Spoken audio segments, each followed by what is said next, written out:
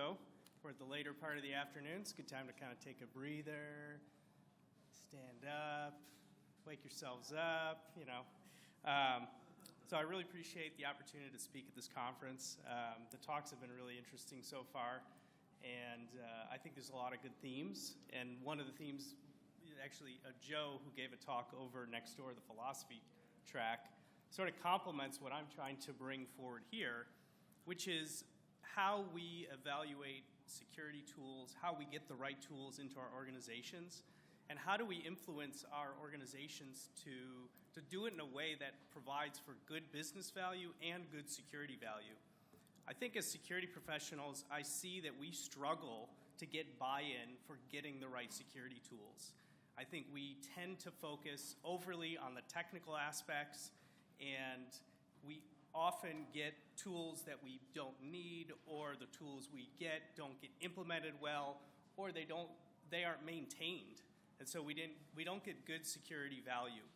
So what I want to do is introduce some concepts about how we get better at this, right? What are the things that we need to be doing as we influence our organizations? So with that, a little bit about my background. I work for Salesforce.com, and I'm on the internal enterprise security side. So my team focuses pretty heavily on how we secure our infrastructure. So things like endpoints, systems, vendors, applications. My team is fairly focused on evaluating technical solutions and how we get them implemented in the organization to make sure that they're done in a really professional way, but also have long life, right? Long value. I think one of the talks, next door was about, you get a blacklisting tool and you put it in, but are you thinking about what's going to be 5 years from now? Is that tool going to still be effective? Is that tool still going to be the right solution? So part of what I want to talk about today is how we get to a better state. A little bit, obviously I've got some certifications and been in security for a number of years. So with that, I want to jump into one of the challenges here is the need for tools. We all need security tools to be effective. And without the right security tools, I think about this common analogy, right? If all you have is a hammer, everything is going to look like a nail. And I know this is kind of a very well-worn analogy, but I think it's really important when we think about security tooling. And there's different ways to think about this in this context, but very often we're trying to solve the problem with the wrong tools, or our organizations don't understand how important it is to get the right tools. So this analogy here, I think, is one that I think about a lot, right? Are we getting the right tools to do the right job, and making sure that our organization's thinking about what tools we need? And part of that is how we inform them, how we educate them, how we build those business use cases. So just as an example, right? I mean, what are some of the anecdotes that I hear out there?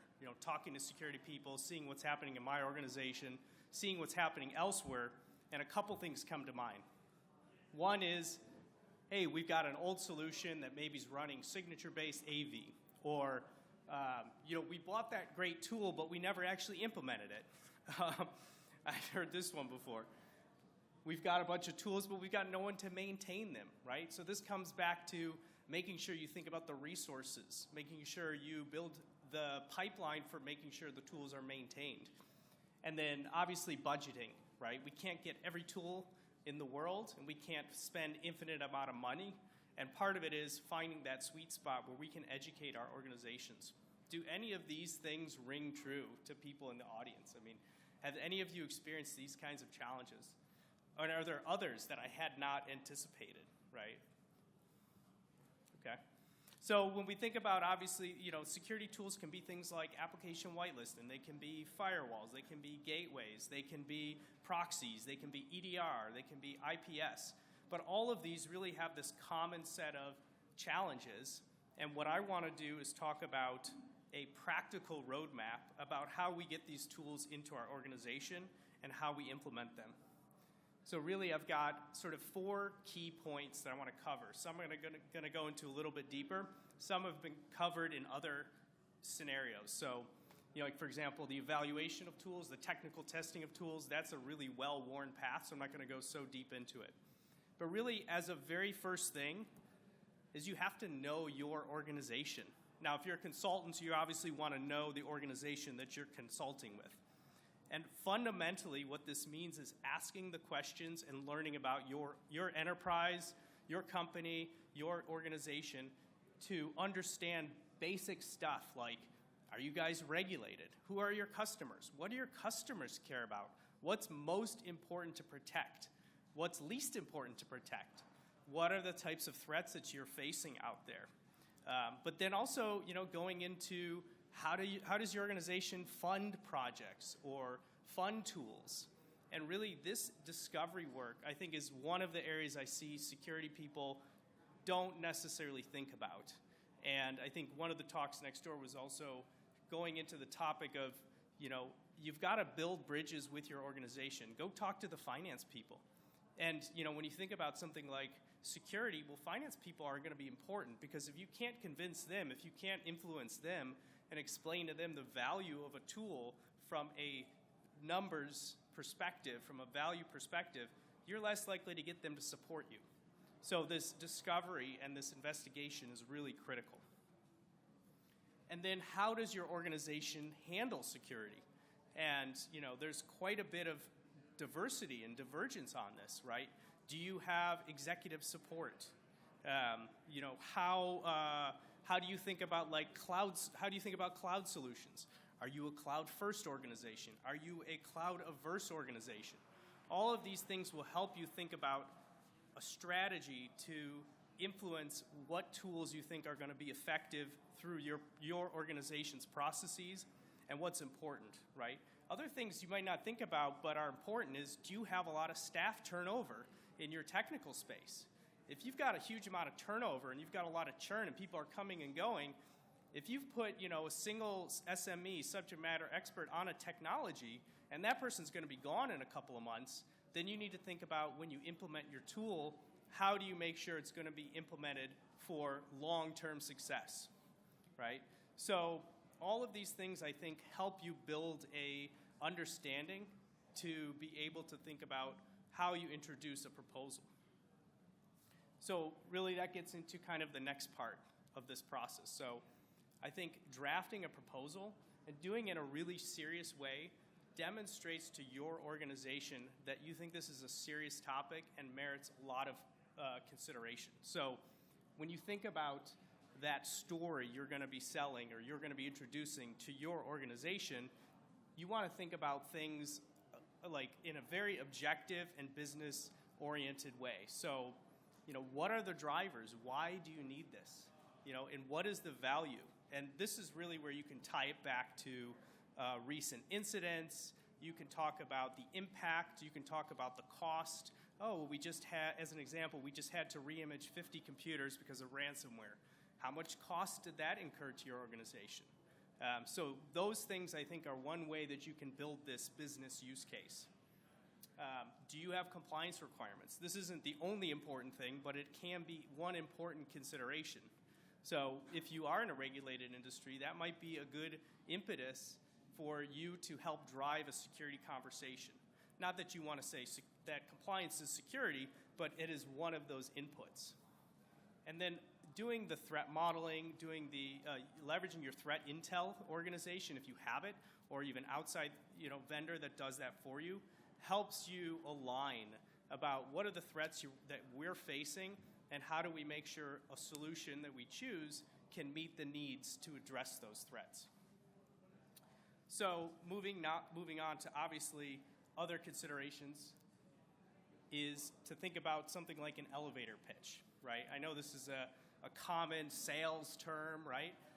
You should be able to, in 30 seconds on an elevator ride, let's say you get on an elevator with the CISO or the CFO or the CEO, you should be able to explain to them, they say, hey, I heard about that project. You guys are looking for, a new protection solution for our computers. You should be able to clearly and succinctly explain to them the value and talking about what it's going to do. and why you think it's important. And then when you talk about your stakeholders, I think about the evangelizing and the socializing aspect. So as you build a network within your organization, the people who are on board become your allies. And so you want to think broadly here. It's not just your security people. It's not just your IT people. It's really everyone in your organization who has a stake in security. And as you get them on board, they become your allies to sell this to the organization. So thinking about that, I think, helps us dig deeper into avoiding the common pitfalls around the technical problem that we're trying to solve. We're trying to solve this bits and bytes problem, when really it's a business problem we're trying to solve. So this is really the kind of the what we need and why we need it stuff. And then think about the obstacles. What are the obstacles? What are the challenges that people are going to put up? Oh, that's too expensive. Oh, we bought something last year. Why can't we use that tool again? Oh, we're not in the budgeting cycle. Whatever these challenges are, as you anticipate them, you need to be able to counter with, well, that tool did this, and what we're seeing is the threats have changed and we need to adapt. Whatever those obstacles are, if you're able to anticipate them and think about them in advance, you're going to be much better suited to convince your audience. So we've got the proposal stuff started. You may have an RFP process where you put out requests for proposals. Every organization is going to be slightly different here. But at the core of it is you want to be thinking about that business value, and you want to tie it back to examples. So that really helps you demonstrate, why you need something. So moving on now to the evaluation, right? This is a really big part of how we get the right tools. Ideally, by this point, you've convinced your organization that you need something. And so now you're doing that investigative work, and you're potentially doing even that work to do proof of concepts and security testing of solutions. And really, the most important first step in this space is designing a document or capturing your objective criteria, right? What are the absolute must-haves that you want in a solution, and what are the nice-to-haves? And this is really a hard process, right? Because there's going to be trade-offs. And what I would come back to is think about your use cases and map your criteria to those use cases. Clearly outlining, as I said, the whats and the whys, coming up with examples and being able to talk clearly about the solution's values. So this is one of the more important steps. And if you fail to do this, you're going to be out there evaluating tools, and you will forget why you're trying to deliver a solution. So here's an example of something that I've used for kind of the objective criteria piece, right? So you really want to put together a very long list, but then pare it down to what is absolutely must-have and what's absolutely nice, what would be more nice to have, right? So, in this case, if we're looking at a protective control, you want to think about, it needs to have core functionality. If it can't be protecting against malware, it doesn't really matter that it has robust logging. So think back to what are those objective deliverables. And I would encourage you to think about the requirements for not just security stakeholders. So if you've got an IT organization that's going to have to deploy it and maintain it, think about their considerations. There might be cost considerations. So your stakeholders here are really an important part of how you build this. So the more broadly you capture those objective criteria, the more likely you are to get buy-in, and the more likely you are to influence the organization to get a solution that's going to meet the right needs of the key parties. So moving on to some of the specifics here, and really this is really what I think of, there's really 4 key areas that I want to cover around the considerations. Do you want to build a solution or buy a solution, right? Do you want to go with a vendor-provided solution or an open source? We've seen a lot of good open source solutions here, and that might be the right route for you. But I think you have to think about your organization and what's right for you. So I'll talk a little bit more about that. Looking at the industry space. And then your peers are a really key asset here. And then the last is that test plan and actual proof of concept, so the actual testing of solutions, right? So now that you've got this foundational work done, I think about the key considerations around, let's say, building a solution versus buying a solution.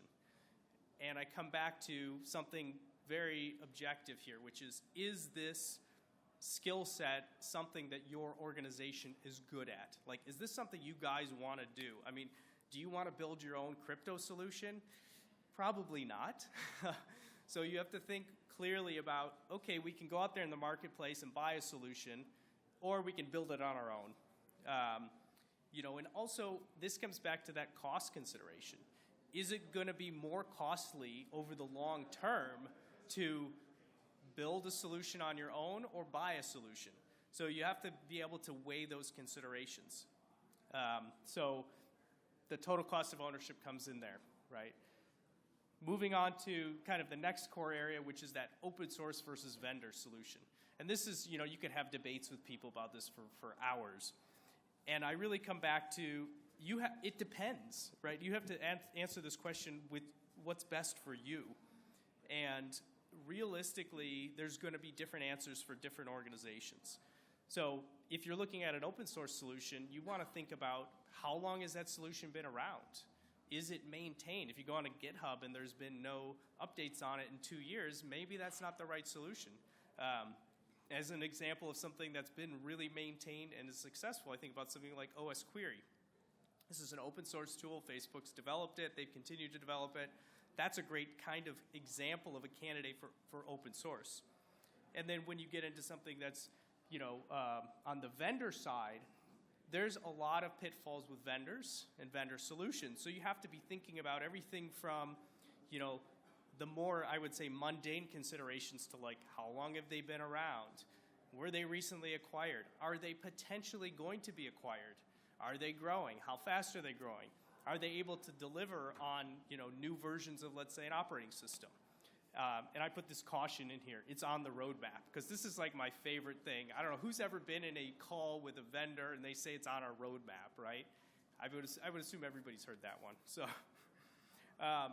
one of the tips actually that I would put there is, if you work with your legal team and they say it's on the roadmap, what you should be able to do is, the legal team should put something in the contract that says you must deliver this feature within X days, because it's on your roadmap, you say you're going to deliver it. That would give them a pretty good incentive to deliver it. Another thing I've seen here is, if you get access to the support portal of the vendor, you can do a lot of good research. If you start researching their product and you say a whole bunch of posts for kernel panics, that's a good example of like, okay, maybe that's something I want to learn more about. Why is their product have kernel panics? So, those are some of the more common things, but they could be even as extreme as, is this vendor potentially compromised by a foreign adversary? Not something we would have thought of maybe a year or two ago, but I know that's a topic of recently folks have been keeping an eye on. So all of this stuff is really critical for you to do your homework on. Will they let you pen test? That's a good one for many organizations. And how open are they to allowing you to pen test them? Sometimes that's a good indicator of the vendor's maturity in being a partner with you. Not necessarily the actual pen testing, but just the conversation around it. So thinking about all these things, I want to keep moving here because I only have 5 minutes, but the next thing around industry, right? There's different industry research. Take these as one piece of your research, not the sole piece of your research. Obviously there's industry research from Gartner, looking at that, but not solely relying on that is important. Your peer network, just talking to your peers. What are you guys doing for this? What have you seen to be effective? You can learn a tremendous amount through that. Also, some of the vendors will let you do calls with peer customers. You should ask them, because if you can develop a relationship with another customer of a vendor, you have an opportunity to work with that other customer and be able to come in a united front to the vendor and say, hey, company X over there, which is another customer there of yours, they want the same feature that we want. So let's look at how we can actually get that feature delivered. It's a really powerful thing because if you're working together with a peer customer of theirs, the vendor is going to be so much more ready to work with you. Okay, so moving on. This is really kind of where a lot of other research has been done. Test planning, use case mapping, scoring matrix. There's a couple good talks out there. There's a really good talk from Black Hat last year, which was about antivirus, researching that. There's a good talk on SANS, or a good paper on the SANS website. These are really good resources out there, but I would say one of the examples that I've used is something like this, a test scorecard. And so you want to map this back to your objective criteria. You want to make sure that you're thinking about what are we trying to deliver and objectively evaluating the features and functionality of a solution. So I think that helps you, that gets you to an informed place about the solution that you're going towards. And if you choose one vendor over another, this actually becomes a really good way for you to talk with the vendor that wasn't chosen. And you can say to them, well, here's our scoring methodology, here's where you guys came out, and here's where you guys were a little low. So that can help influence a vendor to make feature functionality that they don't currently have and help raise the bar across the industry. So last part is the implementation and beyond. And this is really where a lot of challenges can come up if you don't think about, well, we bought the tool, now we're ready to implement it, and we want to make sure it's successful in the long term. So obviously, you're going to need some mechanism to get it delivered. It could be a, quote, project. It could be something else. When I think about a program versus a project, many solutions are you deploy it and you're done, but many others need a long-term vision for how they're going to be managed. And that's where I come back to this program concept.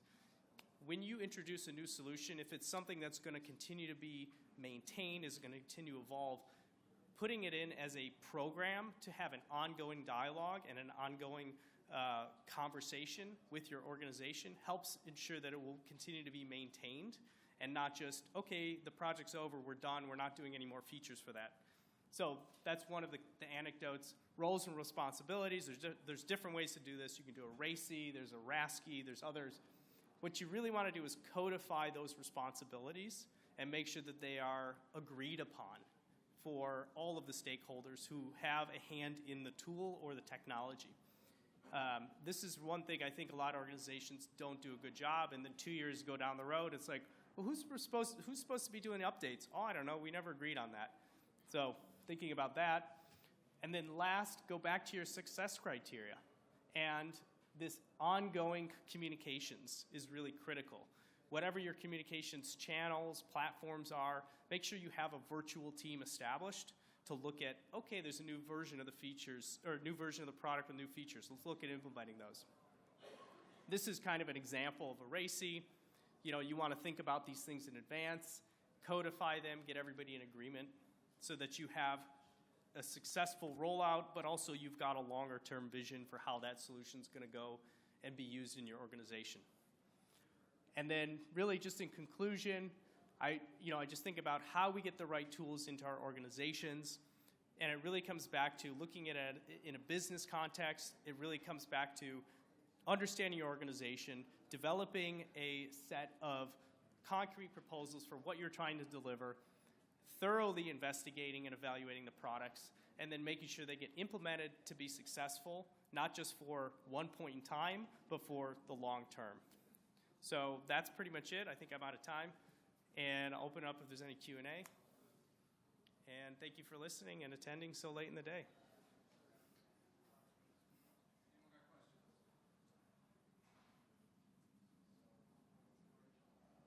Thank you.